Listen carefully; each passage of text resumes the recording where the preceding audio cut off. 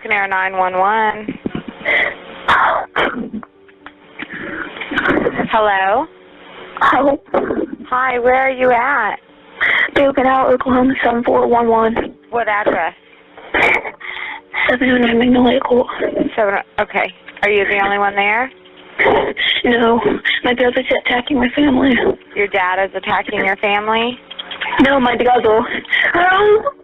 These were the desperate words of 12-year-old Daniel James Bever, pleading with the police to save him as his older brothers rampaged through their house, killing anyone they found. Less than a minute into the call, Daniel's terrified screams echoed through the line. Then it suddenly went silent. When police arrived, they walked into a nightmare. Blood covered the porch, and faint cries for help could still be heard inside. The voice came from 13-year-old Crystal Bever, but everyone else in the house, except for 2-year-old Autumn, had already been killed. One of the surviving Bever children, a 13-year-old girl, saying her brothers were fascinated by mass killings for at least a year. The officers heard sounds coming from the back door and found Robert and Michael Bever, both drenched in blood. The brothers were smiling, almost like they were proud of what they'd done. Robert even laughed and told the officers that taking more than one life made him feel like a god. While Robert's interview is still sealed, the one with 15-year-old Michael is public, giving some insight into what drove these brothers to carry out such a brutal act. So I was hoping maybe you could kind of just go back at the beginning when all this started and kind of tell me what happened, because I need kind of the details so we know and understand what you went through and stuff. Okay, so the very start. Mm-hmm. Okay, about like 2 months ago. Okay. Is when we first really started talking. So when you say we, who are you talking about? Me and my brother was also. Your brother? Yeah, who's he has to do with me. And what's his name? Robert Bever. Robert? Okay. And how old is he? 18. Okay. All right, go ahead. Sorry. A couple months ago, I think we got to the start of this year, we started talking about voodoo and rampage and stuff like that. Okay. I didn't take it seriously at first, but then he started buying like a body armor and stuff. Where did he buy body armor from? eBay and Amazon. Oh, okay. Their room was packed with weapons, machetes, hunting knives, and body armor. They had been collecting them for months. When their sister Crystal tried to tell their mom, she brushed it off, saying, "Boys will be boys." But this wasn't normal behavior, and ignoring it turned out to be a terrible mistake. The guns, where did he start buying guns from? He bought them online. I think the website's like Bud's Gun Shop, and he bought two Glock 41s, and a shotgun. I forget, it's like a Moss boot, I think. Okay. Bought the Glock stuff with a website called Bud's Gun Shop, I think. Okay. And he bought the Moss boot off of the official website, and then had them shipped to like Gilpin Hour Gun Club. So they're actually a guy now waiting for him. So they were shipped To a gun shop. here in Broken Arrow? Yep. Okay. And Knives and machetes were bad enough, but guns and over 1,000 rounds of ammo? That's a whole different level. They set up a huge delivery and made sure their parents weren't home when it showed up. It was obvious the brothers had much bigger plans than just taking out their family. Tell me more about making plans and what you guys talked about. making plans, we plotted every night. Like, he says he hates everyone. He thinks society is pointless, and so he wanted to. Are those like serial killers or something? What, like Columbine? Yeah. Columbine and James Egan Holmes. James Egan Holmes is a guy that shot up the theater. In Colorado? Yeah, he killed 12, and Wow. How many were killed in Columbine? Columbine, I don't know, like 15. Okay. I think. So did you guys have a goal? Did you have a number? He just wanted, I think he wanted to kill like 50. Okay. Yeah. The two brothers stayed up late, talking and planning. Once they figured out they both had a fascination with killing, there was no turning back. Isolated by homeschooling, raised by abusive parents, and not allowed to interact with other kids, they developed a warped view of life and the outside world. This messed up perspective fueled their growing hatred and pushed them toward their deadly plan. You picked a date, you said. Yeah, which was yesterday night. That was the day. How'd you pick the date? It involved, with the packages and stuff we have, because, all the ammunition, he didn't want them to see that. Throughout the month is, we wanted to kill everyone at the house first. Okay. and then wait for all the packages to show up over the weekend. And then we take the Yukon and we drive out of state with the guns and the stove. The brothers weren't just planning to kill their family. Michael admitted they had intended to cut up the bodies and stash them in bins while waiting for their stockpile of weapons to arrive. They even planned to use an axe to behead Little Autumn later.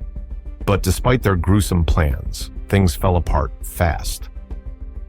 On the night of July 22, 2015, the murders started. At 11:30 p.m., Crystal walked into their room and found them suiting up with body armor and weapons. Michael distracted her by calling her over to his computer, and that's when Robert attacked, slashing her throat from behind. Crystal tried to run, but she didn't make it far. Michael dragged her back inside, and the bloodshed continued.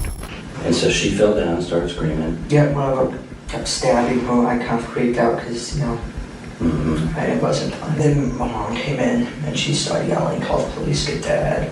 And then he came over and started attacking her.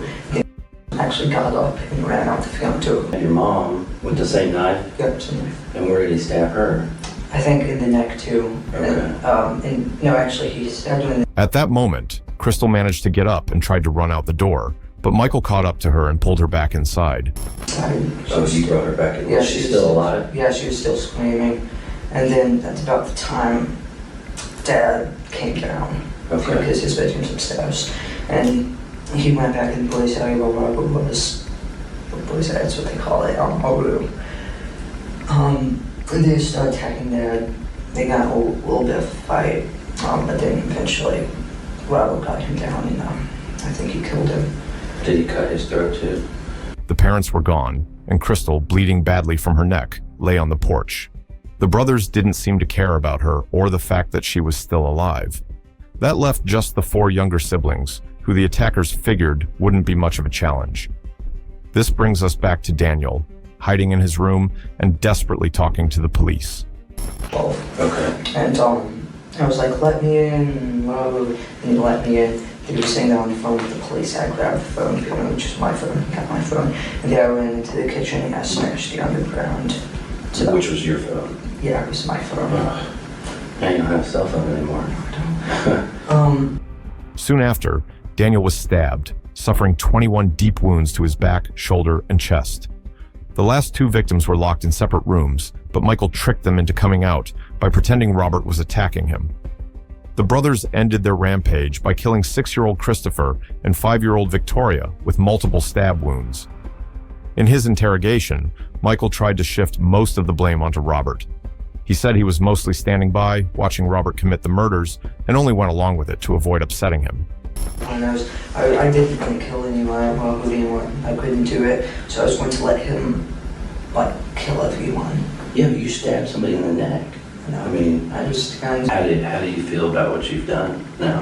I didn't like it the minute it started. How do you feel about your mother?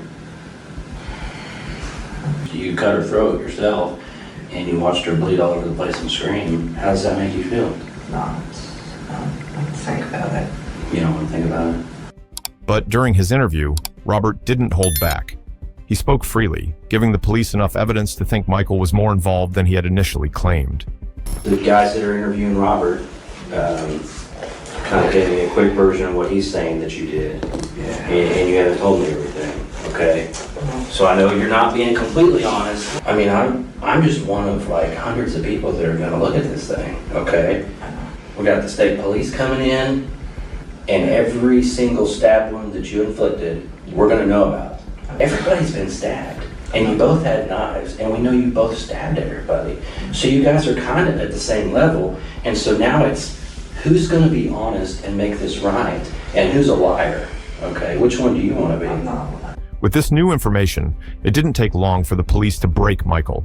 He admitted to cutting both his mom's and Crystal's throats and killing Christopher with a knife. After that, the full story started to come out, exposing the dark minds behind these killings. So, you only stabbed your family because they were in the way? Towards the bigger plan? No, they were in the way, and higher count. Just to start off with a big count. So is this all a game? This higher count, I'm confused. Is this a game? It's well, like to kind of become famous, kind of get, set a record. Did you? The real shock was that these murders weren't personal at all. It wasn't about revenge or anything to do with their family. The brothers were chasing attention and fame.